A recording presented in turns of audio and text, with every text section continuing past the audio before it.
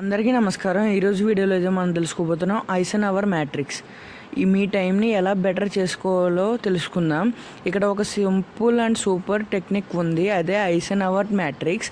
ఇది మన పనిని అర్జెంట్ అండ్ ఇంపార్టెంట్ అనే 2 కేటగిరీస్లో డివైడ్ చేస్తుంది. చూడండి, 4 బాక్సెస్ ఉంటాయి. Box number 1 urgent and important, ఇవి ఇమీడియట్గా చేయాల్సిన పనులు like exams, dead lines, emergencies. And box number 2 important but not urgent, ఇవి ఫ్యూచర్కి హెల్ప్ చేస్తాయి కానీ ఇప్పుడు తొందర లేదు, లైక్ ప్లానింగ్, స్కిల్స్ నేర్చుకోవడం.